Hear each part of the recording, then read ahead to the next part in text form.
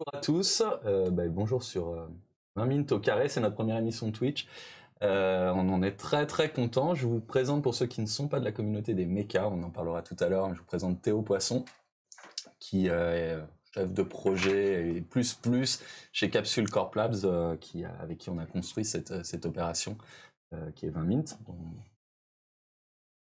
Puis je vous présente notre invité du jour, William Muscus. Salut. Qui bosse chez Tales from the Wild, qui est le directeur marketing et c'est ça, CMO de Tales from the Wild. Exactement. Et puis moi je me présente pour ceux qui ne me connaissent pas, Laurent Beignet, je suis un des rédacteurs en chef de 20 minutes et j'ai monté 20 minutes, qui est le projet qui nous réunit tous les trois aujourd'hui et qui réunit certaines personnes qui sont sur le chat. Je vois qu'il y a déjà quelques membres de la communauté. Ça va être ce soir l'occasion de faire un petit peu ce qu'on a pu faire par le passé sur Discord, pour ceux qui étaient là. Donc un échange, des questions sur le projet, une fois qu'on aura cuisiné gentiment William sur son propre projet. Et puis je vous l'annonce dès maintenant, parce que sinon Thomas de poap.fr va me tuer. On aura un POAP, une distribution d'un petit jeton, une sorte de NFT, venir en photographiant, enfin en scannant l'écran, votre écran, vous allez voir comment ça marche tout à l'heure. On va faire ça dans une grosse demi-heure, une petite demi-heure, donc restez au moins jusque là. Vous aurez un badge qui prouve que vous étiez avec nous pour cette première édition. Et puis on va commencer tout de suite par te présenter, William. Donc Tales from the Wild, tu as rejoint cette équipe il y a combien de temps? Alors il y a quelques mois déjà, au début en tant qu'advisor, sachant qu'en fait il y a déjà toute une équipe en place. Moi je me suis un peu rajouté. À la base il y avait une boîte, alors on va dire Web 2, qui s'appelle Rocambole ou Dorse, Rocambole qui produisait une appli qui s'appelle Dorse. Et donc moi je suis venu plutôt me rajouter sur le projet spin-off qui a donné naissance du coup à Tales from the Wild. D'accord. Dorse, en quelques mots, ceux qui connaissent 20 minutes les connaissent aussi, puisqu'ils nous fournissent un feuilleton dans chaque numéro print. C'est le Netflix de la lecture. Je vous encourage à aller vous abonner. C'est un super projet porté notamment par François Delporte, qui devait être avec nous aujourd'hui, mais qui a pas pu se libérer. Et du coup, William, tu as de le représenter. Mais c'est un projet, dès le début, un projet de lecture. Et vous, avec Tales from the Wild, vous arrivez avec un projet un petit peu différent. C'est ça. En fait, à l'origine, Dorse et Rocambole, ça partait du principe que l'attention aujourd'hui dans notre société, c'est quelque chose qui a de plus en plus de valeur, le temps disponible. Et donc, en fait, la lecture, c'est un format qui devient de plus en plus compliqué à vendre, on va dire compliqué à distribuer, à commercialiser. Et donc, en fait, Dorse a eu l'idée de créer une sorte de concept qui s'apparente au Netflix de la lecture, qui propose en fait des séries littéraires, donc des sortes de novellas en fait, qui se lisent assez rapidement, mais donc des univers voilà qu'on va pas découvrir à travers un livre de 400 pages, mais plutôt plein de petits épisodes à lire quoi. Donc un concept assez intéressant.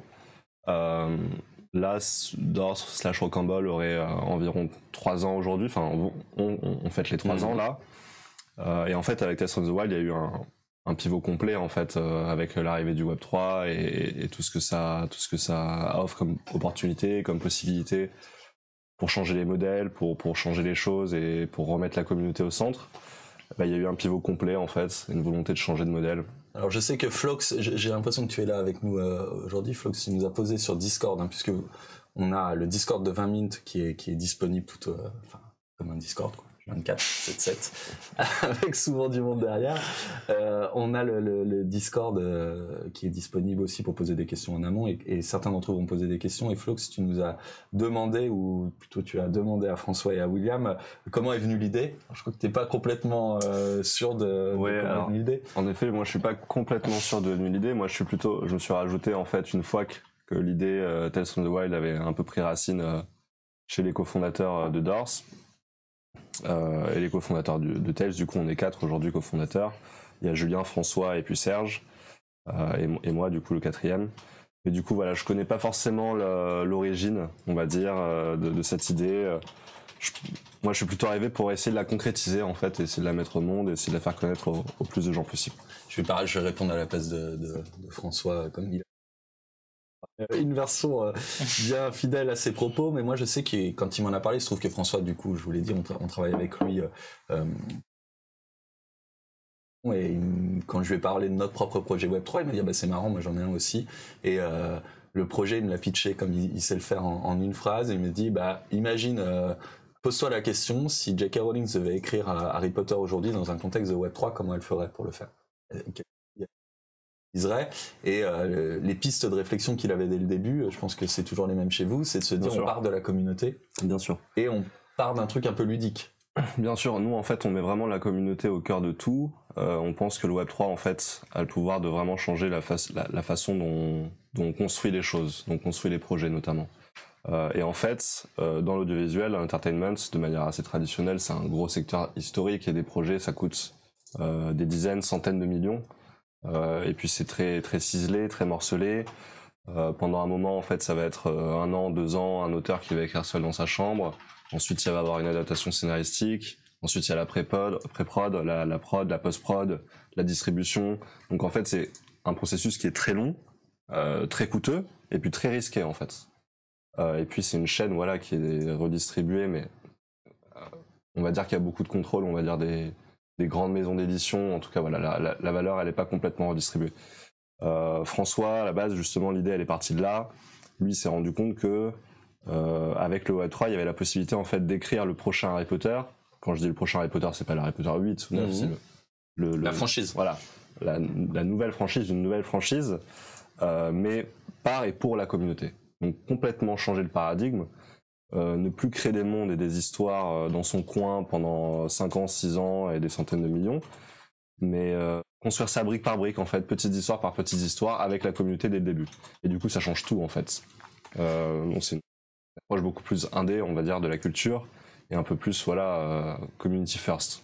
Il y a quand même une histoire à la base. Je voyais que Nautilus, désolé pour la prononciation, mais je sais que la question, sa remarque c'était de dire c'est un bel univers. Moi, j'ai découvert le Discord aussi à un moment où il s'y passait pas grand-chose d'autre que des bribes d'histoire, et dès le début on accroche. Est-ce que tu peux juste, pour ceux qui ne seraient pas encore allés sur le Discord, expliquer un petit peu ce qui se passe dans cet univers? Bien sûr. Alors de manière générale, nous on essaie de s'approprier en tout cas des sujets contemporains. On ne veut pas faire de l'entertainment juste pour faire de l'entertainment, donc on essaie de traiter de sujets qui nous tiennent à cœur, qui sont actuels.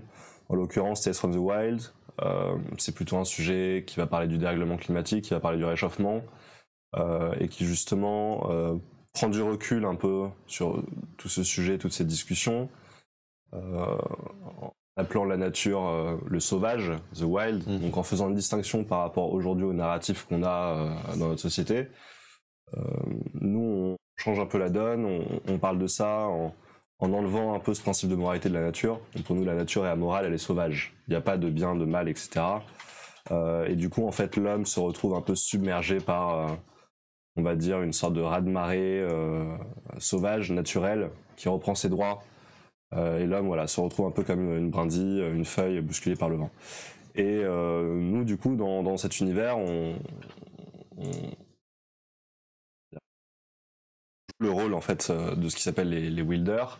Et les Wilders, c'est un ordre ancestral qui veille à l'équilibre entre la nature et l'homme. Et donc les joueurs incarnent ces Wilders et sont censés pas forcément prendre parti, parce qu'on se rend compte que voilà, le problème il est intensément plus complexe. On peut pas être que pro-nature ou pro-humain, enfin, voilà, c'est une question d'équilibre. Et donc voilà, tout notre projet, c'est c'est ce rôle, le rôle de cet ordre, et en fait de recréer, en tout cas d'essayer de maintenir tant qu'il peut l'équilibre entre la nature et l'humanité. Avec des temples. Alors je vois dans le chat qu'il y a quelqu'un qui est comme moi, qui est dans le temple. J'ai minté aussi. T'as minté, Théo? Ouais. Temple Water aussi. Je suis dans le temple chez les Verts, moi. T'es chez les Verts? Je suis chez les Verts. Bah écoute, c'est très bien. Forest ou Trees, je sais plus. D'accord. Bon, on a l'impression d'être un peu dans des gangs, mais pour ceux qui n'auraient jamais fait la démarche d'aller sur Discord, déjà foncez, c'est le bon moment pour y aller. Et ça préexiste au drop de NFT dont on va parler tout à l'heure. Hein. Là, c'est gratuit, vous allez sur Discord, vous rejoignez le serveur, on mettra le lien, vous allez sur le serveur, vous rejoignez effectivement une guilde ou je sais pas comment l'appeler, un temple. Qui partage des valeurs et qui est ordonné autour d'un ordre. Ça peut être le feu, ça peut être l'eau, ça peut être les trees, les arbres. Ouais, je suis suis complètement Et donc, une fois qu'on a accompli ça, moi je me rappelle avoir fait ça et encouragé des potes à y aller il y a de ça quelques temps, dont peut-être sur le chat. Au début, tout se passe par des bots sur Discord. On joue avec des bots sur Discord. Et tous les matins, on se lève, on dit faut s'entraîner, faut. Et moi qui connaissais pas bien cet univers-là, pour ceux qui me connaissent sur le Discord de 20 minutes, vous savez que c'est pas vraiment mon élément naturel. Je trouvais ça complètement génial. Et il y avait rien à ce moment d'autre que cumuler des points, une promesse. Parce que l'équipe derrière était intéressante, on se dit ils vont bien faire quelque chose, mais il y avait que ce truc. Aujourd'hui, on en est où de tout ça sur le serveur et qu'est-ce qui se passe pour Tales from the Wild? Alors, je pense que c'est vraiment l'un de nos marqueurs. Nous, Tech, c'est vraiment un moyen de s'amuser. Donc nous, on aime bien casser les codes, détourner les usages, faire de Discord qui est à la base une sorte de chat, une sorte de MSN version moderne, on va dire, pour les anciens. En faire quelque chose de fun, en faire quelque chose de ludique, de plus marrant, on va interagir avec la communauté, créer du lien social. Nous, c'est très important.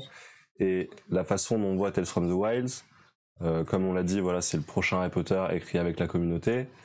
Mais c'est plus que ça. C'est-à-dire qu'en fait, nous, on a envie d'apporter un concept qui s'appelle la métafiction, où en fait, vraiment, on va effacer la frontière entre le public, l'œuvre et l'expérience. Donc nous, ce qu'on essaie, c'est vraiment, on va dire, la première franchise transmédia du Web3, où en fait, on va s'immerger dans le monde, on va découvrir le monde à travers plein d'expériences, pas juste un jeu, pas juste un livre, mais en fait, plein de mini-jeux, une expérience Discord, un mini-jeu Discord, un labyrinthe sur Discord, des séries, des novellas, etc. Donc vraiment, un ensemble d'expériences en fait. Le Discord du coup, le but c'était juste de poser la première brique, et puis ensuite cette expérience elle sera portée sur notre MMO, donc on conserve la data en fait pour avoir une continuité dans les différentes expériences. Donc on est vraiment dans cette logique de transmédia, c'est-à-dire qu'en fait avec la blockchain comme sous-jacent qui nous permet d'avoir une donnée qui est fiable, authentifiée, sécurisée, etc. On est capable d'offrir à nos lecteurs, joueurs, etc. une expérience qui va avoir un lien entre les livres, les novellas, le jeu, les expériences Discord, etc. D'accord. Alors très concrètement, moi ou Théo, tiens, toi tu as un esprit, tu l'as entraîné, j'imagine. Pas encore. J'ai minté trop récemment. Voilà.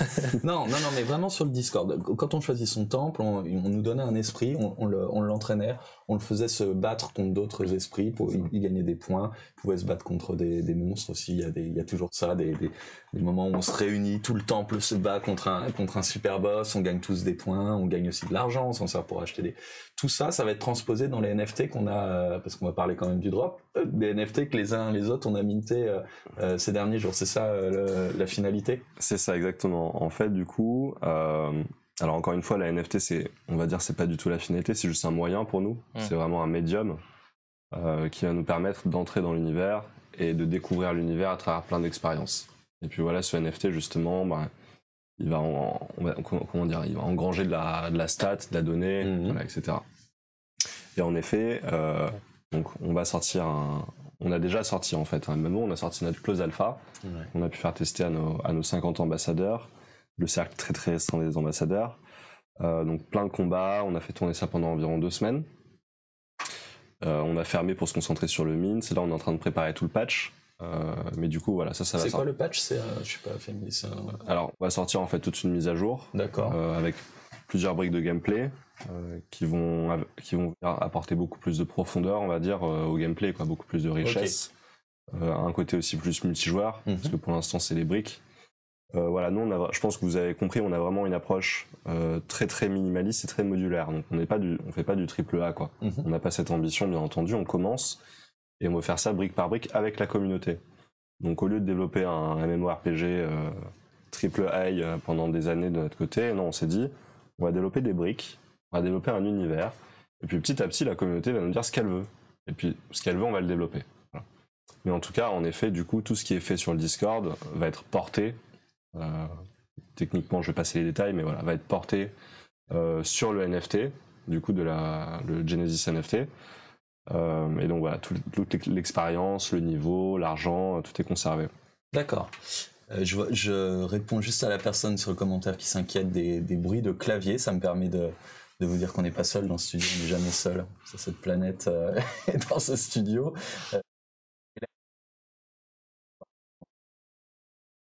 J'ai 20 Mint qui réalise aujourd'hui, qui est Paul, qui est le responsable Twitch et coordinateur Twitch de 20 minutes, j'aimerais bien, mais il a des ambitions plus grandes, Paul. Et donc voilà, on a cette équipe-là qui est derrière, et les petits bruits de clavier, j'imagine que c'est lié au fait que notre studio n'est pas un studio comme on...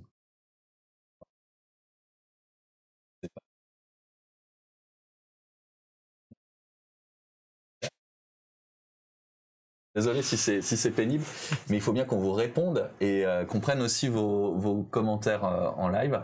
Et juste peut-être te laisser poser ces questions-là, Théo, parce que je sais que tu es un grand expert. Mais sur le drop, comment ça s'est passé? Quand est-ce que vous l'avez lancé? Vous en êtes où? Voilà.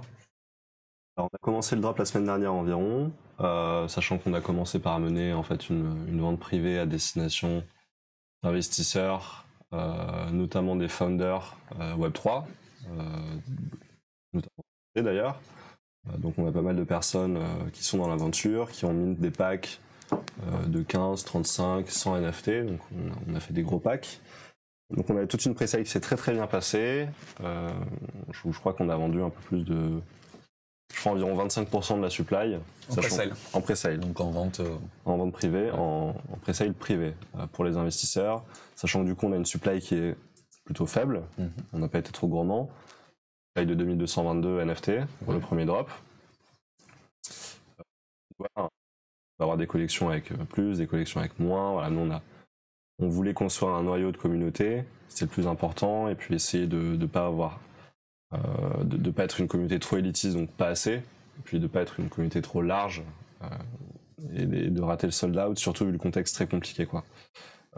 Ensuite, on a lancé du coup la public pre-sale pour tous les whitelists. J'ai vu qu'il y avait pas mal de personnes qui parlaient de aussi leur whitelist, qui ont minté. On en a fait gagner nous aussi avec 20 Mint. Oui, bien sûr. Il y a peut-être des gens qui vous ont découvert par ce biais-là, et inversement, je sais que vous avez aussi parlé de 20 Mint. C'est la famille. Bien sûr, voilà, il y a du Goldlist, il y a du site, voilà. Ah ouais. Oui, les mines de 10 000, en effet, c'est... Enfin, on va dire que c'est Summer 2021. Les mines de 10K, les PFP. Exactement. Mais donc voilà, pour revenir sur le drop, tout se passe très bien. Là, on est à, je crois qu'il reste environ 750 NFT à mint. Ouais. Donc on est à environ 2/3 de la supply vendue, un peu plus de 66%. Okay. Très content de la perf. On pense que c'est une super perf, notamment vu le contexte du marché. J'allais y venir. Ouais. Voilà, je pense qu'on a tous beaucoup souffert là des dernières semaines, mois, on va dire. Le temps de passer le déni. Mais voilà, maintenant qu'on se réveille, bon, voilà, je compatis avec tous les holders de Luna, bien entendu, et du ST, ayant moi-même été affecté. Et puis voilà, nous on est là de toute façon avec... Non mais je fais une micro-parenthèse, il y a peut-être des gens qui sont arrivés ici parce qu'ils ont l'habitude de regarder les croisés, tu connais l'émission sport de 20 minutes, et qui du coup se demandent ce que c'est que cette histoire de Luna, du ST, nos têtes déconfites parce que nos portefeuilles respectifs ont pris des coups.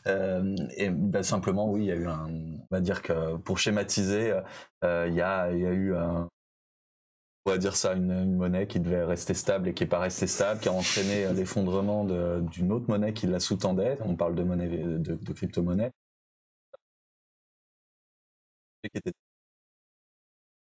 déjà pas super bien parce que ce marché est cyclique et il n'y a pas forcément lieu de s'inquiéter outre mesure si on se pose la question de ce que va devenir le marché dans quelques années, mais après on pose aussi parfois la question de ce qui va devenir dans 2 jours, et là on peut comprendre que pour certains c'est un petit peu difficile, et quand on lance un projet qui consiste quand même à vendre en crypto-monnaie des actifs, en l'occurrence des NFT, c'est difficile de faire fi du contexte et de se dire ah bah oui, tout le monde est à fond, quoi. Bien sûr, bah déjà ça affecte directement notre résultat. Donc voilà, nous quand on a commencé à faire nos plans, à faire notre modèle, délivrer justement sur notre roadmap, Alors c'est un plan qu'on a ajusté bien sûr au fur et à mesure, hein, mais voilà, l'Ethereum il n'était pas au même montant qu'il est aujourd'hui. Il y a ils remontent leur coût de mint. Donc si l'Ethereum descend de 50%, ils augmentent le coût de mint de 50%. Nous, on a décidé de ne pas faire ce choix parce qu'on n'est pas du tout dans une logique de profit. On n'est pas en train d'essayer de monétiser la communauté. On n'est pas dans cette logique, on n'est pas dans une logique de monétisation. Nous, ce qu'on veut faire, c'est construire une communauté, construire un projet. Monétisation, ça viendra après quand on fera un film au box-office, on fera peut-être une série Netflix, on distribuera des livres physiques, mais... Vous avez levé de l'argent, vous n'avez pas de problème de trésorerie, vous n'attendez pas de cette vente qu'elle vous finance votre développement. Alors oui, bien sûr. C'est-à-dire qu'elle finance le développement, pas qu'elle finance du profit. Ok, d'accord. Donc on est dans une logique d'investissement. Ouais. On est dans une logique d'investissement, comme tu l'as très bien dit, c'est quelque chose. Du moment où on reste focus sur une vision, on va dire à 1 ou 2 ans, d'un coup c'est très lissé. Et on voit qu'on est sur une vraie tendance de marché. Même plus, je dirais. Moi, c'est vraiment une renaissance digitale, ce qui se passe, et une petite secousse. Moi, je reste très confiant dans tout ce qu'on est en train de construire. Pas que Tails, hein, mais en général tout le Web3. Ouais. Des acteurs français qui font de très belles choses. Voilà, moi je reste concentré sur la mission, quoi. Ouais. Est-ce que vous avez besoin du sold out pour continuer, pour la pérennité du projet, pour les étapes que vous avez déjà prévues? Alors c'est une bonne question. J'aurais tendance à dire que nous, mais en fait c'est très facile. C'est très facile de répondre à cette question a posteriori, de dire non, on n'a pas besoin de sold out.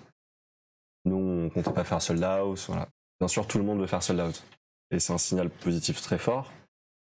Ensuite, nous, on n'a pas du tout la même approche que les autres.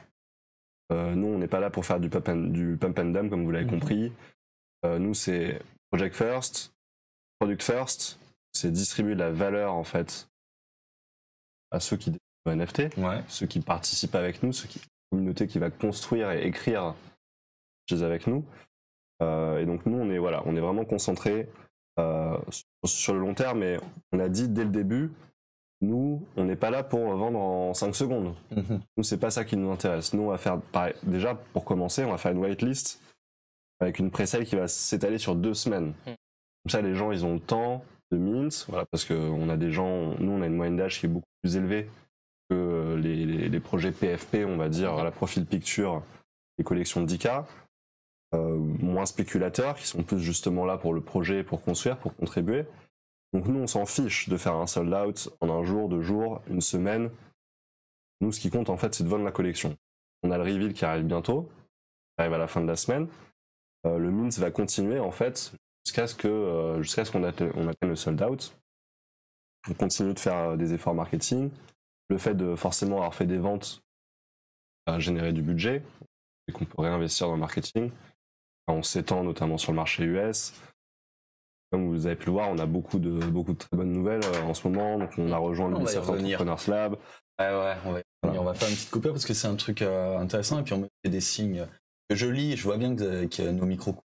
Pourquoi est-ce qu'ils coupent comme ça? On sait pas. On sait pas du tout. Donc ce qu'on va se faire, c'est une petite pause. Pour... Ah bah ça coupe. On avait prévu de faire une pause. C'était, on vous l'a dit dès le début, Thomas et chez POAP.fr vont distribuer un petit POAP. Vous êtes encore avec nous parce qu'il y a encore plein de super choses à se dire. Sachez que le POAP, la mécanique du POAP, vous prenez votre téléphone, vous allez avoir un slide qui s'affiche. Je ne sais pas si elles sont en train de s'afficher en ce moment même. Alternatif. Il y a en tout cas ce qui va venir. Vous allez comprendre immédiatement, même si vous n'avez pas le son, ce que vous pouvez faire. De téléphone. Brancher le mien pour moi aussi de mon POAP, mais je vais aider à faire d'Hélène et Paul. Et tout simplement avec votre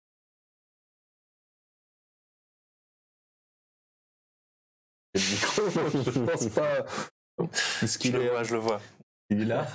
Et quelques minutes pour faire ce. Il va ensuite atterrir dans votre porte pas minté. Tu peux nous expliquer un peu, Théo, ou je te lance comme ça J'avoue que Pop, c'est la première fois que j'utilise. Alors attends, on a vraiment un gros problème de son. Est-ce qu'on se dit qu'on se laisse 2 minutes pour remettre ça c'est le... Ouais, ok. Désolé les gars, on essaye de trouver une solution, on revient. Normalement le son est bon, vous... On va faire grand chose, il semblerait que ça vienne de connexion internet qui est pas terrible dans les... C'est quand même quand c'est... Ça balance. Mais bon, il y a du il y a du monde qui travaille dessus, mais c'est vrai que... bout quoi. Pas fou, et on va faire de notre mieux pour régler ça. On va quand même lancer... ouais, c'est ça, on fait la caméra. On va quand même lancer le POAP si... de manière à ce que chacun puisse au moins tirer un petit POAP de cette première un peu laborieuse au niveau du son, mais passionnante au niveau du fond, et repartir avec ce POAP. Donc, pour vous redire ce que vous n'avez sans doute pas entendu tout à l'heure, je vous le fais avec des gestes, comme ça, si jamais vous n'avez pas le son, vous comprenez. Vous prenez le téléphone qui doit être par là, la partie photo de votre téléphone, vous visez votre écran là où il y a un QR qui va apparaître et vous vous laissez guider parce que les amis de poap.fr ont fait ça à la perfection, ils vont vous expliquer exactement ce qu'il faut faire et vous verrez apparaître, je ne peux pas vous le montrer, je ne peux pas le faire pour vous, mais vous verrez apparaître à coup sûr un très beau POAP dans votre toilette et voilà. Et je pense que vous allez être content et nous on va pouvoir. Tu as bien diffusé c'est bon. Donc vous avez le visuel qui est là et nous on peut reprendre tranquillement où on en était. Tu nous parlais d'une annonce qui a fait pas mal de bruit vous concernant. Vous avez rejoint, vous bénéficiez désormais de l'aide d'Ubisoft que tout le monde connaît, le géant du jeu vidéo, géant français. Ça consiste en quoi, on nous demande sur le chat et sur le Discord. C'est une très bonne question. Alors, pour être plus exact, on a rejoint l'Ubisoft Entrepreneur Lab, qui est en fait un programme, on va dire, d'accélération, d'incubation d'Ubisoft, par lequel d'ailleurs sont passées des très très belles entreprises françaises comme Sorare, mais aussi Sky Mavis qui est du coup l'éditeur de Axie, Hugging Face, Guild of Guardians, Splinterlands, donc il y a des gros projets, voilà, Aleph, voilà, donc il y a des gros projets. On est vraiment ravis. En fait, il y a 2 tracks. Ils ont un track justement Entertainment Web3 et ils ont un track on va dire Positive Entertainment. Du coup, nous on est un peu entre les deux. Voilà, donc on a notre place. C'est pour la 7e saison, du coup, il y avait 250 candidats. Ah ouais. Donc c'était un process... Que des projets français, à ta connaissance? Non, par contre, justement, c'est la spécificité, c'est que c'est un programme international. Ok. Donc typiquement, Sky Mavis n'est pas français. Donc voilà, on est vraiment très contents. C'était une grosse compétition avec des candidats très très sérieux. Donc on est super contents. Et du coup, qu'est-ce que ça veut dire opérationnellement parlant? Ça veut dire en fait du support très opérationnel. Donc en fait on a des audits tech, Lego, marketing. Ils nous apportent aussi des compétences en game design, en level design, donc beaucoup de game dev. Donc en fait c'est vraiment un partenariat très opérationnel, on va dire. Ils nous apportent leur expertise et leur connaissance du monde du jeu vidéo, leur réseau. Et puis pour nous aussi c'est beaucoup un tremplin. C'est quelque chose qui va nous permettre de gagner en visibilité, qui nous apporte de la légitimité. Justement, moi, je fais vraiment la différence. Voilà, il y a des centaines et des milliers de projets NFT. Et puis, il y a des projets Web3. Et pour moi, c'est pas la même chose. Voilà, il y a les gens qui sont là pour construire des projets, et puis il y a des gens qui sont là pour surfer sur une vague. Nous, on n'est pas du tout là pour surfer sur une vague, on est vraiment là pour essayer de créer un phénomène de société. Et donc voilà, on est vraiment concentré là-dessus. Et Ubisoft, je pense, va nous aider à prendre cet élan et en tout cas nous emmène directement dans la cour des grands, quoi. Tu sais un petit peu ce qui leur a plu particulièrement dans le projet? Vous avez eu peut-être des auditions, des choses où vous défendiez le projet avec des retours? Bien sûr. Alors déjà justement c'est le fait alors je vais pas dire qu'on est un projet à impact positif parce que j'ai pas cette prétention, mais en tout cas on a pour vocation à faire éveiller un peu les consciences sur un sujet, à notre manière bien entendu. Mais voilà, en tout cas, on rentre dans ce scope. Et puis je pense que eux, ils ont très, très envie justement d'explorer tout cet horizon Web3 et ce qu'on peut faire avec la communauté. Ouais. Ce qu'on peut faire et ce qu'on ne peut pas faire. Parce que j'imagine qu'on va se rendre compte au bout d'un moment, quand ça va se tasser le Web3, qu'il y a des projets qui doivent être centralisés pour des raisons de sécurité ou de vélocité. Et puis il y a des projets qui ont plus de force et plus d'énergie et plus de beauté quand ils sont faits par la communauté, quoi. Donc je pense que c'est ça qui leur a beaucoup plu. En tout cas, ils nous ont dit le fait que ce soit par la communauté, pour la communauté, créer une franchise comme ça, voilà, c'est vraiment quelque chose qui change. C'est vrai que ça, ouais. Je vois en même temps qu'il y a des problèmes avec le POAP, mais mais je vois pas, donc il va nous régler tout ça. Ben voilà, c'est merveilleux. C'est la force de ce format-là. Moi, je suis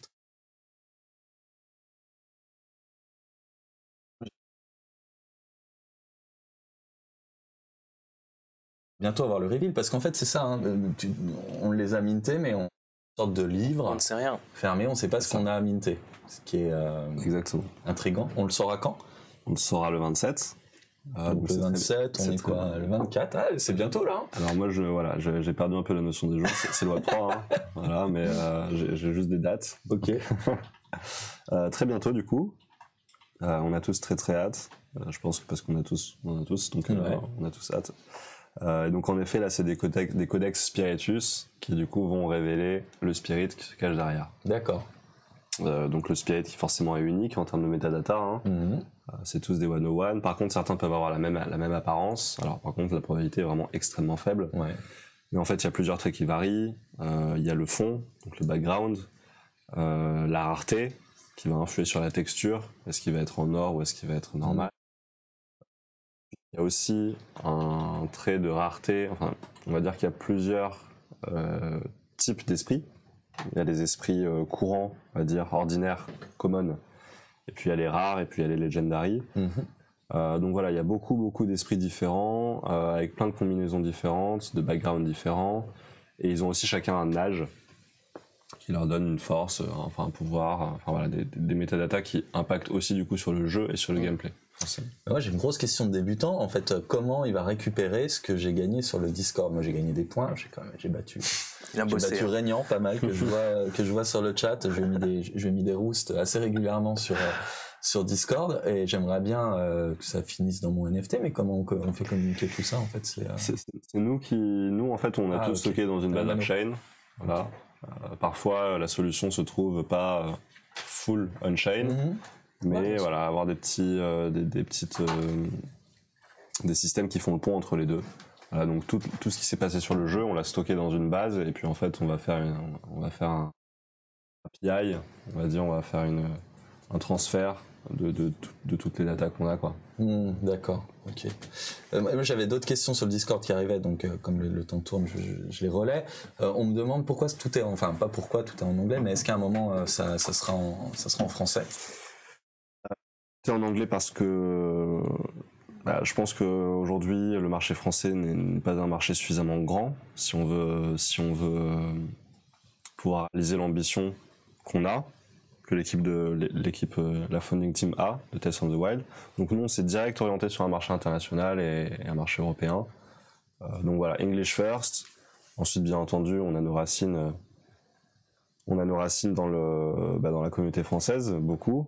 Et on vous remercie tous d'être là et de faire partie de l'aventure parce que c'est une aventure qu'on fait pour vous en fait. Sinon on ferait une prod tout seul dans notre coin. Donc c'est vraiment tout ça. Le but c'est vraiment tout échanger tous ensemble. J'ai un peu perdu le fil du coup. Non, mais ouais, c'est en fait l'anglais, mais du coup on peut peut-être espérer qu'il y ait des gens dans la communauté qui traduisent. Moi je sais pas si on fera l'inverse, on s'en parlera tout à l'heure s'il nous reste un petit peu de temps sur 20 minutes, puisque nous on se destine aux lecteurs français, mais on se dit que faire rayonner des projets comme le vôtre à l'étranger en traduisant nos articles, c'est aussi une manière de rendre service à l'écosystème français. Je sais pas comment on va le faire, je pense qu'on aura l'argent pour le faire. temps, Oui. d'énergie, et la communauté peut être une aide là-dedans, j'imagine, qu'il y a peut-être des gens chez vous, en plus c'est des lettrés, c'est des gens qui aiment les lettres pour Bien beaucoup, ça peut les faire marrer de faire ces traductions, non? Clairement. Ça, c'est typiquement l'une des choses qu'on va faire. Un peu comme les séries. Donc les séries qu'on peut trouver en streaming, il y en a beaucoup qui sont traduites par la communauté elle-même, qui sont des patchs.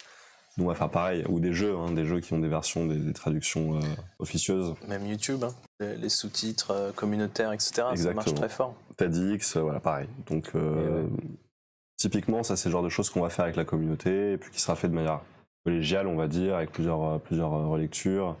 Et puis, dans cette même logique, nous, on est toujours dans... Alors, on veut pas, en fait, on veut pas donner des carottes, mais on juge que, voilà, tout investissement mérite en tout cas considération, forcément récompense, mais considération et reconnaissance. Donc voilà, on a aussi ça en tête. On va annoncer d'ailleurs, je ne sais pas si ça va être annoncé aujourd'hui, mais ça devrait annoncer très rapidement un marketing wallet, justement pour... Alors attends, c'est quoi ça?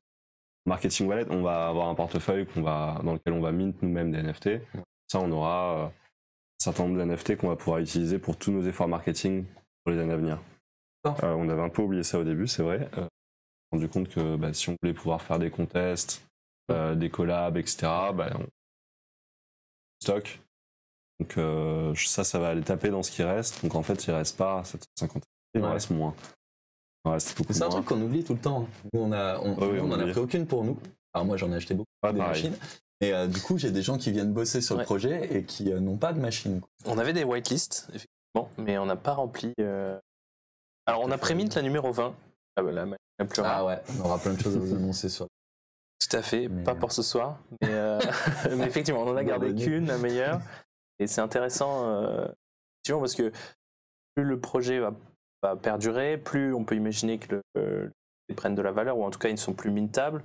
Donc, c'est toujours bien de pouvoir impliquer les partenaires en leur en distribuant, en leur en donnant.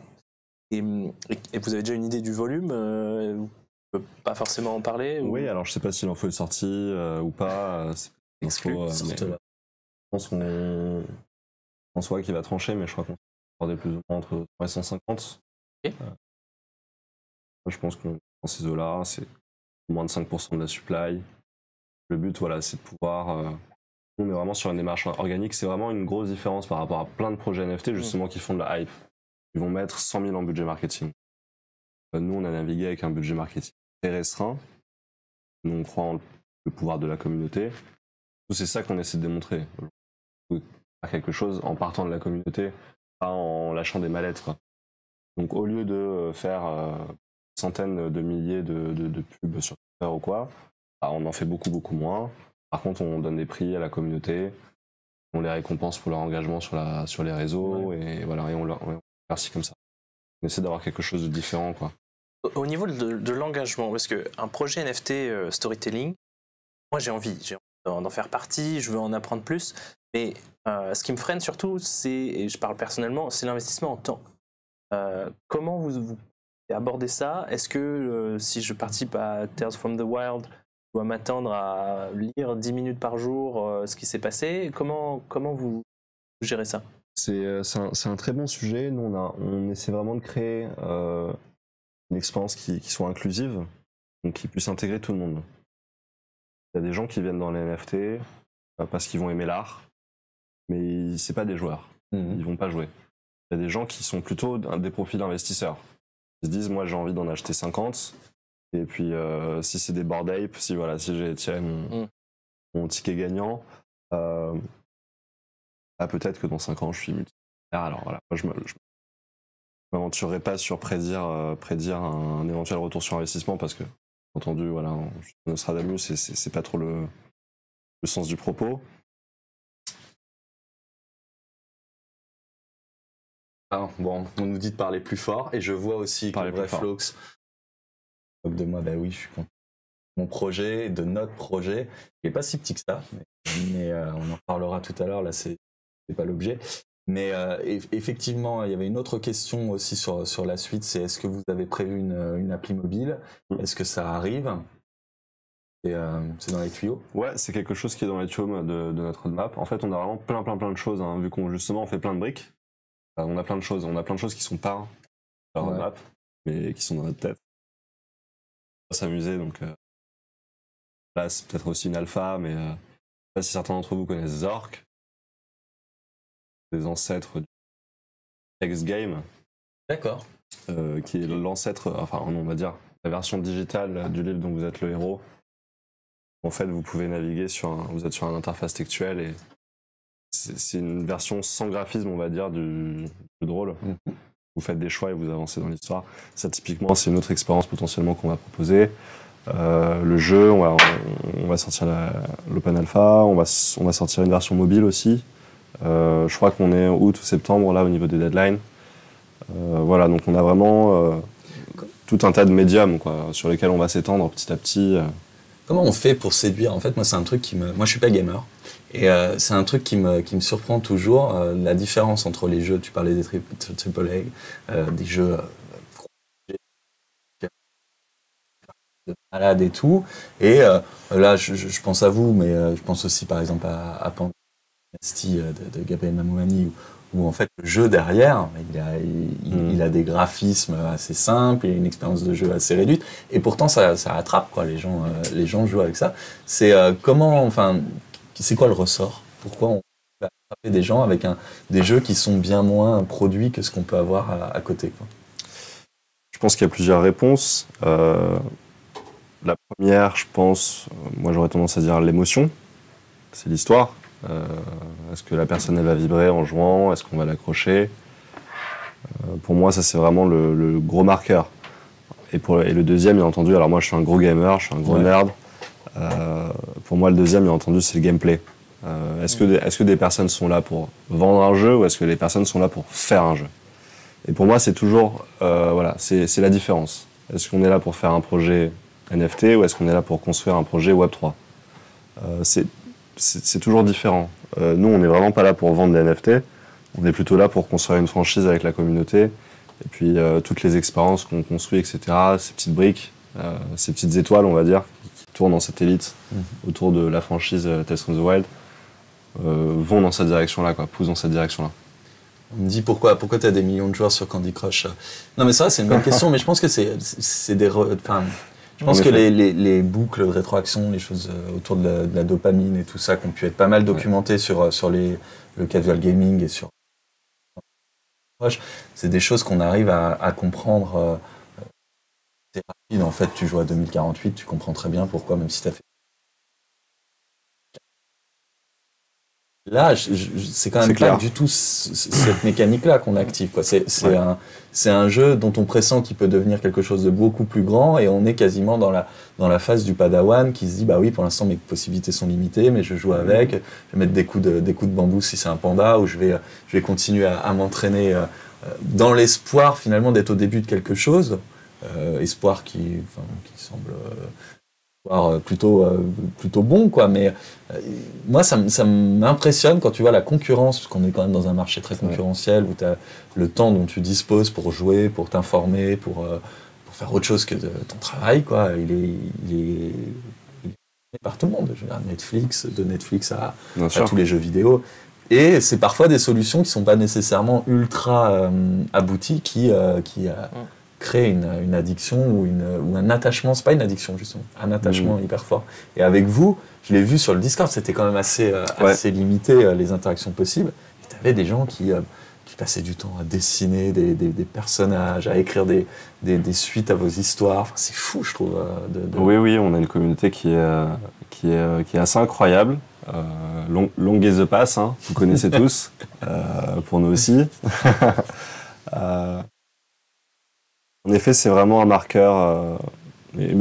En fait, je pense que c'est aussi parce voilà, on est une team qui travaille en public. On n'est pas en stealth mode. Donc, ils nous voient. François, c'est une figure publique.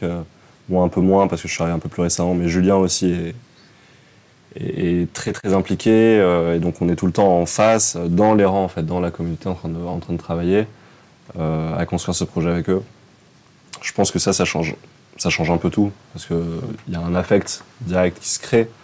En effet, on n'est pas du tout du style Candy Crush, ce genre de jeu, Clash Royale, etc., qui, on va dire, comme tu l'as dit très bien, joue plutôt sur la dopamine, plutôt sur des dark patterns du X et du Y, qui vont jouer sur la chimie, on va dire.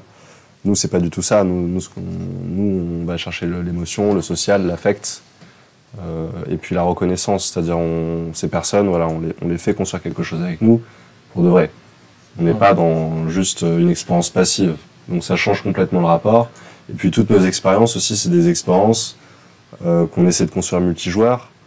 Donc en fait, des expériences qui se vivent à plusieurs. Le but, c'est pas d'avoir quelque chose qu'on va vivre tout seul de notre coin. On va perdre ou gagner, être frustré ou être heureux, et relancer la seconde partie. Là, c'est créer des souvenirs, créer des choses dont on va se souvenir pendant des mois, des années, avec un grand sourire plus tard, quoi. Donc c'est pas la même approche. On se reconnaît bien là avec 20 Mint, au final. La co-création et l'implication de la communauté. Alors il y a des longues listes de passes sur le chat. Il y a aussi quelqu'un qui dit qu'il a progressé en anglais grâce à vous.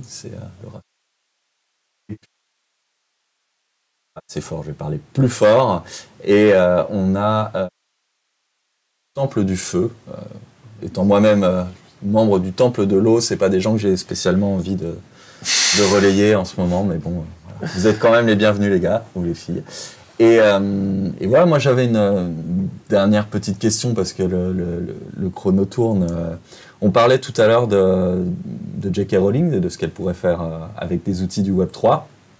C'est quoi la suite logique d'un jeu si on déroule un peu la logique Web3, quoi. Qu'est-ce qu'elle ferait après avoir fait un jeu, J.K. Rowling, d'après vous? Je pense qu'elle fait une réadaptation, par exemple les Animaux Fantastiques. Voilà, nous, Ensuite, Harry Potter, c'est un très très bon exemple, parce que ils ont fait un peu ce que nous, on ambitionne de faire, mais pas avec la communauté. Et encore, J.K. Rowling, c'était une artiste qui était assez proche de ses fans quand même. Il y avait la communauté Pottermore qui était très très active et très impliquée quand même. Les Potterheads qui sont exactement, toujours à fond. Exactement, qui sont toujours à fond. Mais voilà, c'est pas le même processus créatif. Nous, le but, c'est vraiment faire avec la communauté, à l'écoute.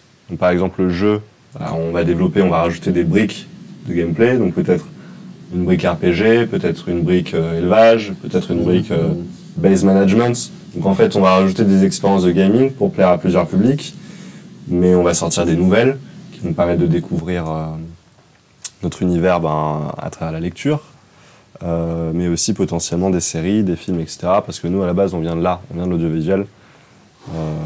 Et on a Serge, du coup, comité de direction. Il a produit le Bureau des légendes, c'est ça? C'est ça. Alors, produit non, mais en tout cas, il est notamment derrière le Bureau des légendes, Intouchable, En thérapie. Donc, c'est un petit succès.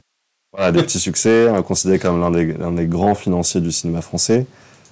Donc voilà, nous on a vraiment ce bagage-là. Et puis c'est pas juste un investisseur, c'est il est co-founder et il est dans le comité exécutif avec nous, quoi. Ouais. Donc on est vraiment conseillé par les meilleurs. Et au niveau du jeu, est-ce qu'il y a une partie play to earn ou... Bien sûr. Ouais, c'est d'ailleurs ça le but, parce qu'il n'y a pas de token derrière. Comment ça... C'est vrai. Alors moi, j'ai pas trop essayé de vous vendre les NFT Tales from the Void. Je vous ai plutôt parlé du projet aujourd'hui. C'était plutôt le but, pas trop dans une démarche commerciale. Mais c'est vrai qu'en effet, on a beaucoup d'utilities autour des NFT.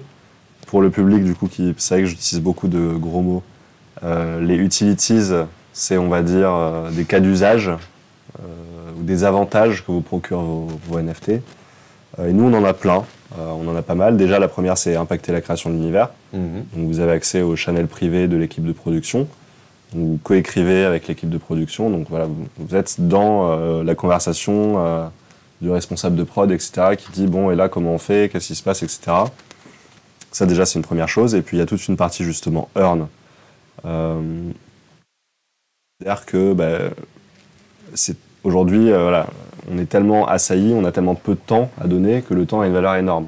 Donc on a envie, nous, au lieu qu'une personne paie pour s'immerger et avoir du fun, on renverse. Voilà, donc on est dans cette logique play to earn. C'est nous qui allons rémunérer quelqu'un qui daigne nous donner son attention et s'immerger dans notre univers. Voilà, parce qu'en fait, c'est lui qui nous rend service. C'est tellement concurrentiel, même si nous aussi, hein, mais voilà, c'est, on va dire, une symbiose. Donc en fait, on a 3 verticales earn. on va avoir du play to earn, du read to earn et du watch to earn. On est vraiment dans cette logique, encore une fois, transmédia. Nous, on n'est pas que sur du jeu, on n'est pas que sur du livre, on n'est pas que sur de la série. Voilà, on est un peu partout et un peu toutes nos expériences sont monétisées, rémunérées. C'est la traduction de play to earn, c'est-à-dire elles sont rémunérées. L'inverse de monétiser, justement. Donc quand on va lire, par exemple, la prochaine nouvelle, la novella, on va dire, Tales from the Wild, qui va sortir, bah à la fin, quand on a fini la lecture, on pourra claim du Epcon. Tu sais, ça spontanément, moi, ça me glace le sang, en fait. D'imaginer qu'en fait, on te rétribue pour avoir lu, comme si, en fait, sans récompense, tu n'aurais pas l'intérêt pour y aller. Je sais que c'est pas la logique qui prévaut, mais quand on te le dit comme ça, tu vois, c'est Stephen, hein, pour ceux qui connaissent le sujet, qui te rémunère pour aller marcher. Mais enfin, va marcher pour être en bonne santé, quoi. Enfin, pas nécessairement besoin de te récompenser pour ça. Et de se dire que dans cette logique très transactionnelle qu'est le Web 3, je sais que j'aime le Web 3, mais qui est nécessairement besoin de, alors je ne sais pas si on peut employer des gros mots non plus, c'est pas nécessairement de tokeniser, mais en tout cas de mettre une relation de transaction sur des gestes qui sont des gestes de plaisir.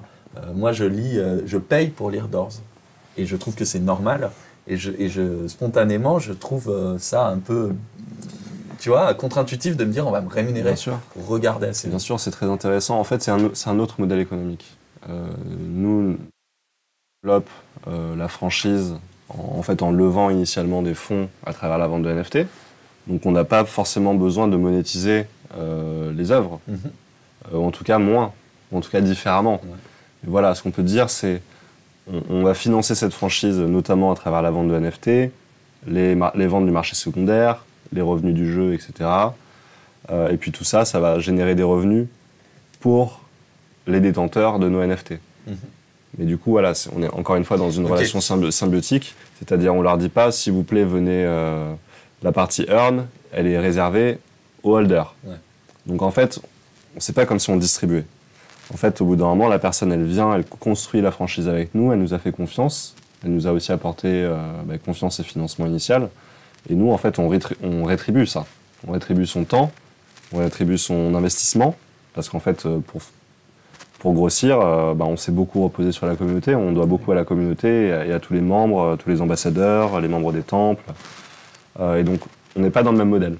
C'est pas qu'on se bat pour l'attention, c'est que on n'est pas sur les mêmes enjeux, on n'est pas sur le même projet, et on n'est pas sur tout simplement la même chaîne de valeur. On ne redistribue pas.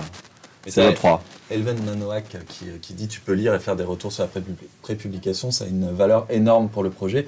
Et ouais, c'est vrai, par exemple, c'est un exemple aussi de ce que peut apporter le rapport sur le travail de la communauté. Il existe, il t'aide à construire des choses, il t'aide à avancer, et c'est normal aussi qu'ils ont tiré une forme de ou en tout cas de gain, ou je sais pas comment. C'est vrai que c'est souvent dans la manière dont on a de présenter où on peut se dire c'est un peu bizarre ce monde qu'on construit avec le Web 3 qui repose sur ton wallet en permanence et où tu peux pas faire un truc sans qu'on te dise signe et ensuite reçois quelque chose, sinon tu n'iras pas, quoi. Bon, et je vous dis ça, j'étais ravi de vous dire venez, vous aurez un pop-up. C'est quelque chose qui est, non mais j'ai conscience de la complexité de tout ça, et puis et les réflexions que tu as sur modestement, on a les mêmes aussi, nous, sur ce qu'on va construire après avec la communauté. Là, on fait écrire à la communauté un glossaire pour le magazine qu'on va distribuer. C'est génial. Honnêtement, je trouve ça fou, les résultats de ce glossaire-là. Bon, ils font ça pour le plaisir d'offrir, tu vois. Et nous, c'est joie de recevoir. Mais à un moment, peut-être qu'il faudra concevoir quelque chose de différent. Mais... Et de voir son pseudo dans le journal. C'est important aussi de le mentionner. Ouais. Voir ton pseudo Discord si dans le 20 minutes tiré à 800 000 exemplaires, je pense que ça en motive certains. C'était pas une occasion, tu es au dîner de famille, moi je t'ai publié dans 20 minutes, tu vois. Ouais, ma définition d'une ICO. Complètement, non mais c'est hyper intéressant. Mathieu est d'accord pour le pseudo, il dit exactement pour le pseudo. C'est vrai. Super. Écoute, je suis sûr que tu as des définitions. Si vous mettez mon pseudo dans le journal, j'ai bien peur que personne ne lise le journal. Mais ils le découvriront qu'au moment de la lecture. Ils l'auront pris, on les aura déjà grattés. On ne va pas te mettre en une. On a d'autres projets pour la une. Ouais, go mettre un pseudo rigolo. Alors pour la petite histoire, moi j'ai des histoires comme on a proposé à un auteur qui travaillait dans un département bien spécial de la rédaction qui s'appelle le magazine de signer sous pseudo un certain nombre d'articles pour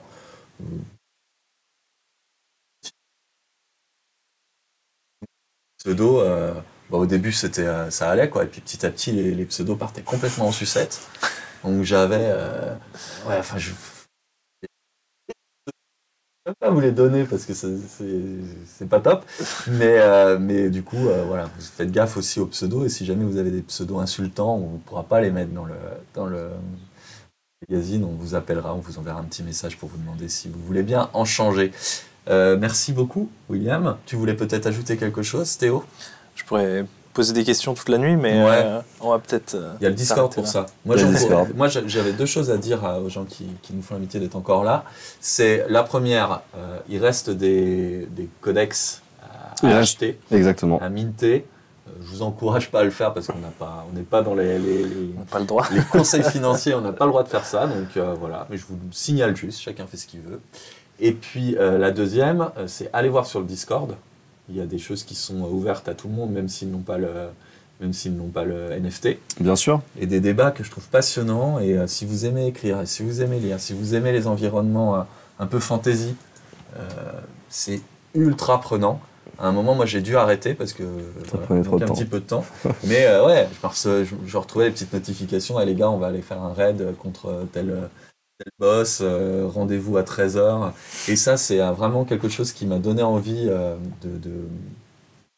dans le Discord pour notre projet à nous, puisque vous êtes lancé un petit peu avant nous. Donc voilà, je voulais vous dire merci.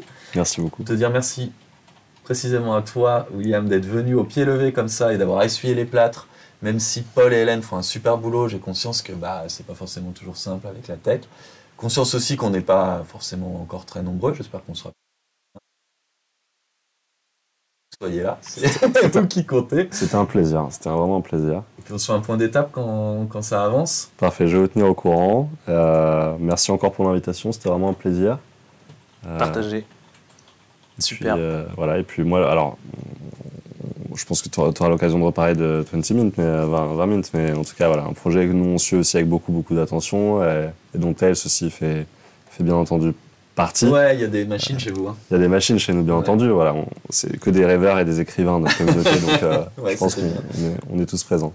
Bon, on va prendre justement, il est 19h30, on va prendre quelques temps avec, on va prendre pas plus d'une demi-heure avec Théo pour vous parler de 20 minutes. Est-ce qu'on te libère du coup, ou est-ce que tu veux rester avec nous? T'es le bienvenu. Je sais pas s'il te reste du coca, non, pas trop, mais si tu veux rester, t'es le bienvenu. Un petit coca. On n'a pas de secret. Je t'en aurais bien amené, mais non, j'en ai plus. Mais bon, allez, reste avec nous, on continue, ça sera plus simple d'un point de vue technique, et puis tu vas nous aider si tu as des conseils à nous donner. Parce qu'on est. Ouais, la pub coca, je suis désolé, on va le cacher. Désolé, c'est vrai que c'est pas très. Et à défaut de manger les micros, effectivement. Et donc, 20 minutes, pour vous dire un petit peu l'état d'esprit. Déjà. Je fais un petit de là où on en est. Donc, dans 3 semaines, on publie le magazine. 800 000 exemplaires distribués dans toute la France, enfin dans les grandes villes françaises.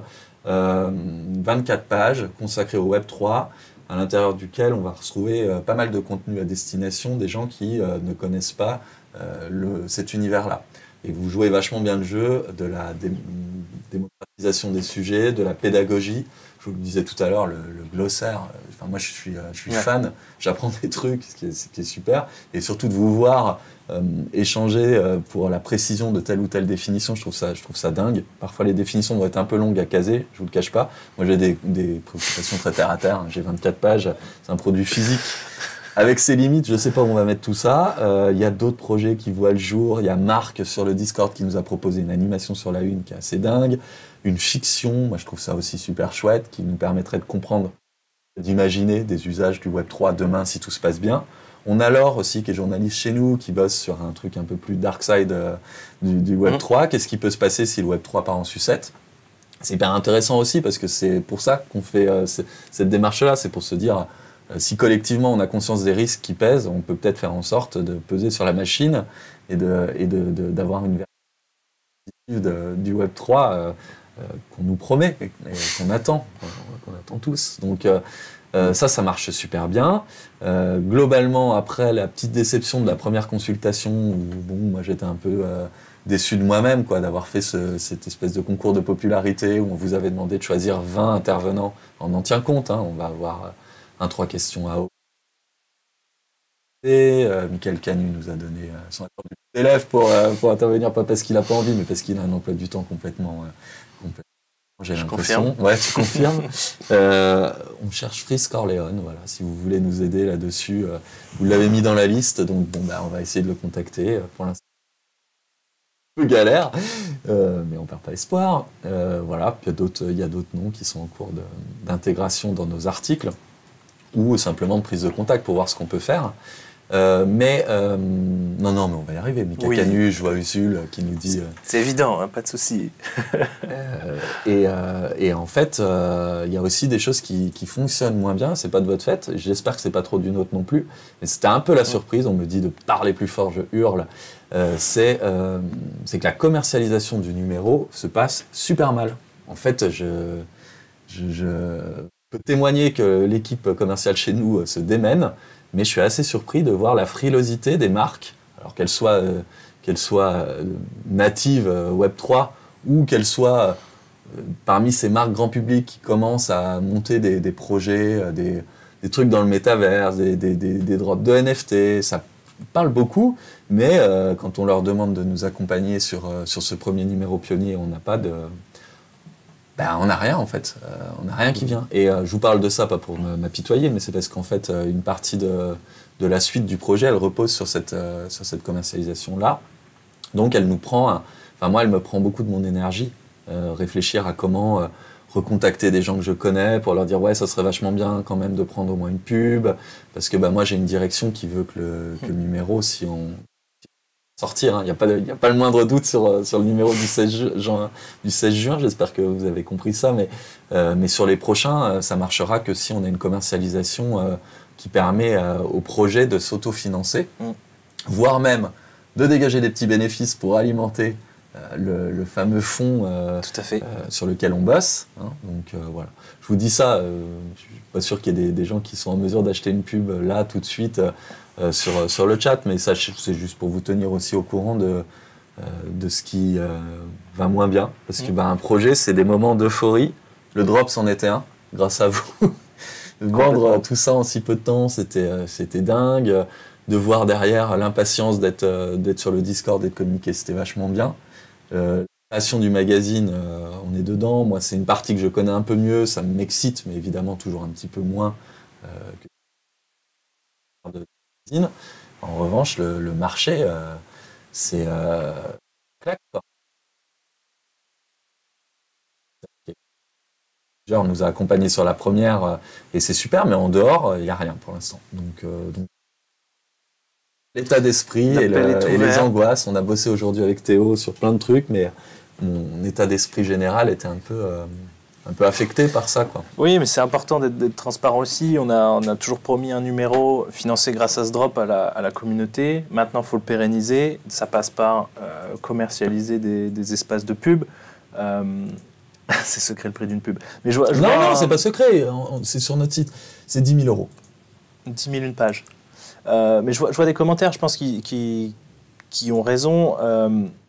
Il y a une attente de ces marques, il y a une attente de ces entreprises. Et je pense que comme on était attendu au tournant pour le drop, et au final on a prouvé à tout le monde que ça marche, qu'il y a une demande, que les gens sont prêts à nous accompagner, à financer un journal Web3, c'est pareil, maintenant ils nous attendent au tournant du premier numéro.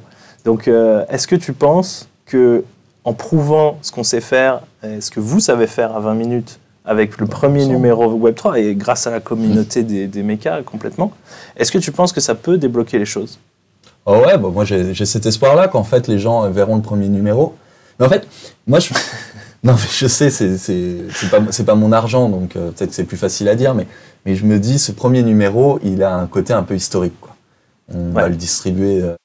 Pas qu'on révolutionne le monde, c'est pas du tout ce que je suis en train de dire, mais c'est un numéro auquel je tiens beaucoup, il me plaît plus que le numéro 2, quoi. Très clairement, je vais me battre pour faire le numéro 2.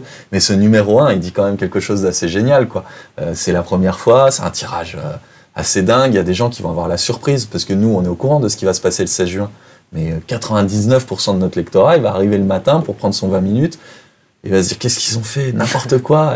Et ça va être l'occasion, là, de les convaincre que ce monde qui s'ouvre à eux mérite une attention plus soutenue. C'est pas avec 20 minutes qu'ils vont découvrir le Web3 dans son intégralité et qui vont tomber dans le terrier du lapin. Mais c'est le premier geste. Et ce glossaire, par exemple, c'est aussi la promesse que pourquoi pas ils le gardent chez eux en se disant tiens, s'ils ont déjà commencé, ça peut être des mots en plus. On réfléchit à plein de choses qui nous permettent de donner à ce numéro un côté un peu collector, qui permettent de se dire moi je l'ai récupéré. Et d'ailleurs, je sais qu'il y a des gens dans la communauté qui voudraient le récupérer en format papier. J'ai pas de solution, toujours pas, depuis la dernière AMA. Mais on met en œuvre un certain nombre de choses. Mais quand je vois la galère que c'est rien que pour envoyer les ledgers, alors rassurez-vous, les ledgers partent demain pour ceux qui en ont gagné. Et j'en profite aussi, il y a une personne qui a gagné un ledger et qui ne l'a pas réclamé, je crois. Tout à fait. On vous donnera le numéro de la machine et ce sera à cette personne de se reconnaître, mais il nous manque une personne pour, je pense. Le quart de page, je pense que ça lave. Non, excuse-moi, du coup, vas-y, je coupe, mais c'est parce que je vois que le vrai Flox demande pour le quart de page. Je pense que c'est. Je suis pas faire là-dedans, mais j'imagine que c'est 2500 balles. Je veux pas te dire de bêtises. Si ça te. Je sais pas si on est en contact directement, le vrai Flox, sur Discord, il me semble. En tout cas, n'hésite pas, et puis ou alors sur LinkedIn. Vous savez, vous connaissez ma passion pour LinkedIn. Mais c'est vrai que c'est peut-être un format qui peut intéresser plus de monde. Si pour un peu plus qu'un Ether, déjà, est-ce que c'est payable en crypto? Non. Non? Je crois pas. Très bien. Parce qu'en fait, je sais pas, d'un point de vue comptable, je sais pas si c'est faisable. Mais là, je pense que la boîte a atteint son niveau de saturation sur les cryptos. Quand j'ai dit oui, mais on a ramené plein d'argent avec les cryptos. Ouais, mais bon, les cryptos, elles étaient à 2800 quand tu as minté, elles sont l'Ether à 2000. Bon, si vous menez les uns les autres des projets dans des boîtes issues du monde, j'allais dire du monde normal, je sais pas quelle est la normalité, mais d'un monde où la comptabilité se fait en euros ou en dollars selon le pays où vous êtes, et que vous avez à gérer ces portefeuilles.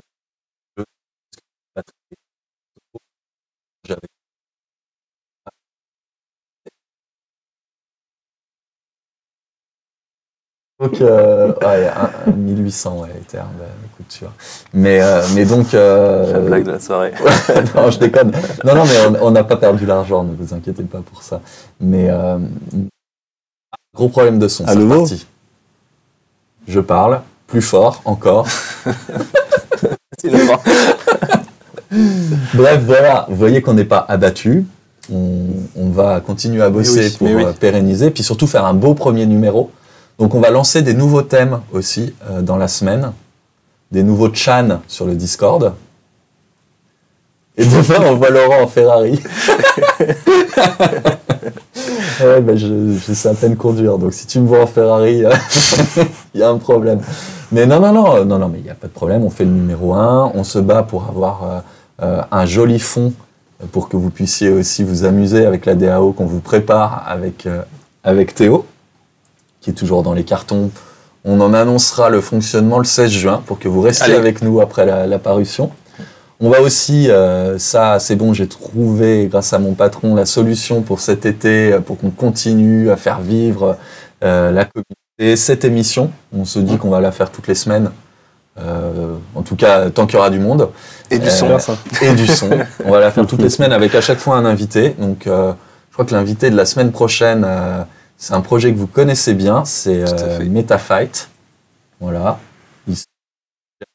Je crois. En tout cas, moi, je vais les relancer pour qu'ils viennent mardi prochain. Donc, venez mardi prochain pour MetaFight.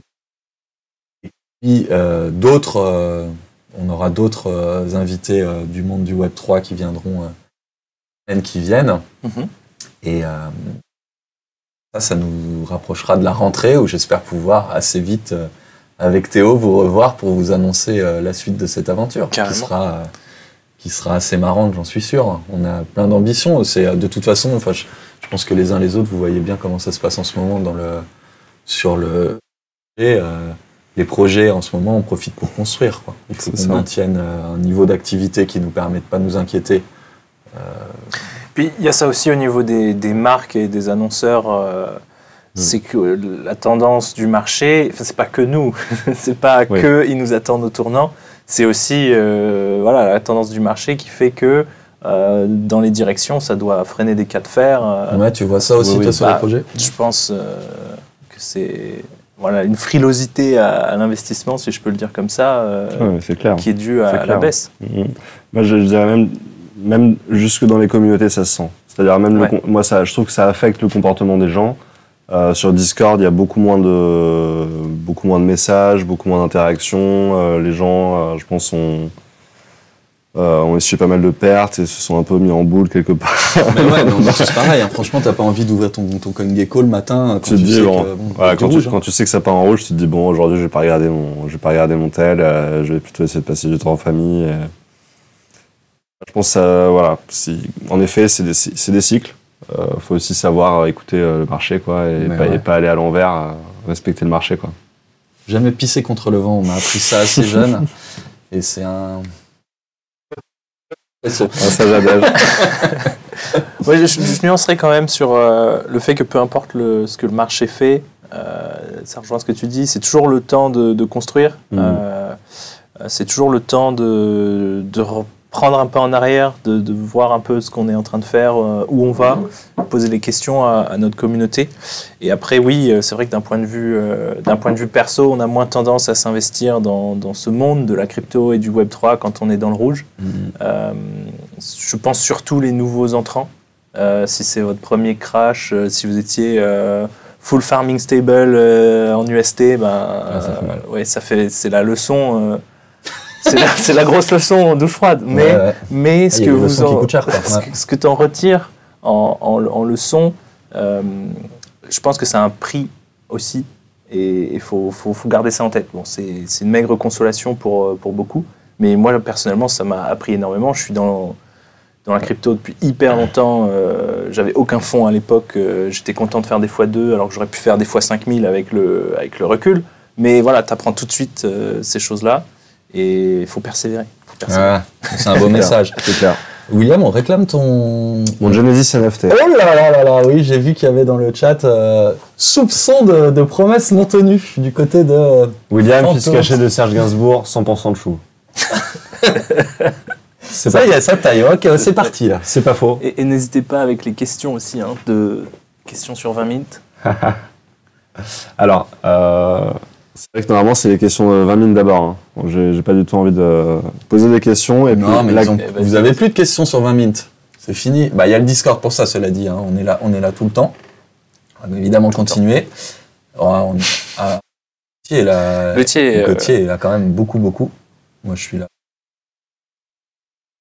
Et pour mettre des pouces. Vous avez dû voir le boulot fait... auquel j'ai pas compris grand chose, je vais être honnête. Le boulot fait par Théo sur le classement. Le classement. La rareté.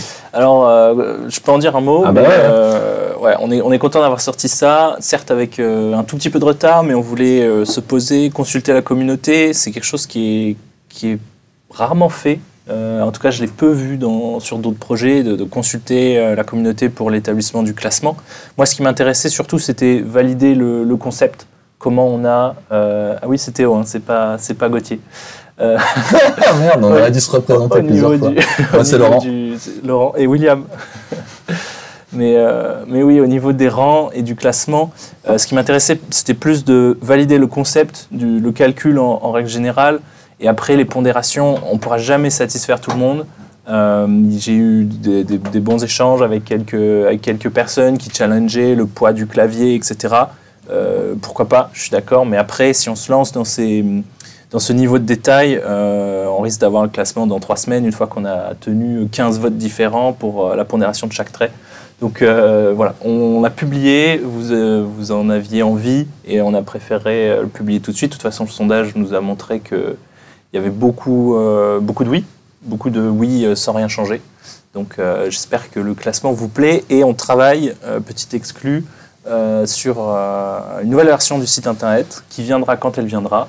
Mais normalement, il y aura une belle page avec le ranking de toutes les machines.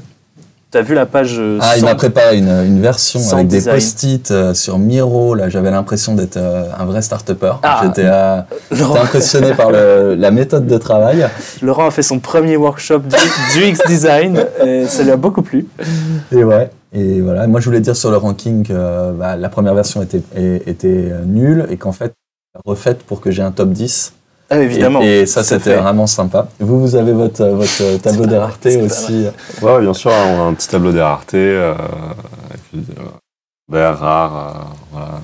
Donc ça, on le verra au reveal dans 3 jours. En fait, on se liste sur Rarity, on est sur Rarity Sniper. Ah oui, j'ai vu.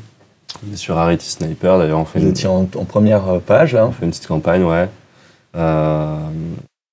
Ouais, là-dessus, on va avoir tout le système de rareté, quoi. Ok. On ira voir si on a eu de la chance. Bah ouais, moi j'espère, hein, parce que moi je suis vraiment le plus malchanceux. Alors, je préviens, pour la personne qui va écoper de mon Codex Spiritus, ça sera pas un légendaire, hein, je vous le dis, hein, parce que moi j'ai jamais de légendaire, j'ai jamais de rare, j'ai le bas du panier, je suis vraiment maudit. Moi ce que je vous propose tous, je fais une mini transition. Allez sur le dernier tweet de Tales from the Wilds, le tout dernier. Mettez un commentaire comme quoi vous étiez là ce soir, mettez un petit truc marrant, sympa. Et puis je prendrai le commentaire le plus marrant et puis je vous balancerai un Genesis de ma collection perso, qui n'est pas encore reveal du coup. Je vais pas attendre le reveal parce que là ce serait un peu trop simple pour moi. Mais voilà, mettez un petit commentaire sympa et puis je vous sélectionnerai ce soir quand je rentre. Sur le boss fight, ouais, sur le boss fight. Allez, boss fight, voilà. Ça vous va? Vous avez la mécanique. Question Tales from the Wild, quel est le meilleur temple et pourquoi il s'agit du temple de l'eau, nous dit Kiro. Voilà, c'est ça, parce que en fait, quand on est dans le temple de l'eau, on lit différemment. C'est ça. On a un filtre de vérité. Donc clairement, voilà. Merci. C'est un grand plaisir. C'est Merci chouette. à tout le monde. Théo, on se remet ça la semaine prochaine. Quand tu veux. William, tu embrasses François de notre part. Tu remercies toute l'équipe. Arnaud, notamment au Discord, qui fait un boulot de malade. Boris. Chance de parfois échanger. Quand on mène des projets comme ça, on est content d'avoir des contacts avec d'autres personnes qui mènent des projets de lancement. C'est clair. Ça nous rassure. Je sais qu'avec François, il m'a soutenu moralement au moment les 2 heures avant le drop où je me disais qu'il y a que mes parents qui allaient minter. En fait, non, même pas parce qu'ils n'ont pas de MetaMask. et inversement, je pense que les petits messages qu'il a dû recevoir des gens qui portaient des projets l'aidaient aussi au moment, ça au fait moment du du bien. drop. Donc, merci à toute l'équipe. À très vite. On se fait un point d'étape quand vous... Enfin, voilà. Plaisir, avec grand plaisir. Et puis, merci à vous êtes encore nombreux. Merci d'être venus surtout. Moi, je pensais vraiment qu'on serait vraiment pas avec ta nombreux. famille. Ouais, c'est ça exactement. C'est chouette. On a enregistré tout ça. On va l'extraire. On va le mettre sur le site. Vous savez que tous les vendredis, on met un article en ligne qui résume notre semaine. Donc dedans, il y aura cette séquence-là. Et puis aussi, on va le mettre dans l'article qu'on a consacré à Tales from the Wild, qui avait bien marché. Et puis, la semaine. Merci Paul, Hélène, merci beaucoup.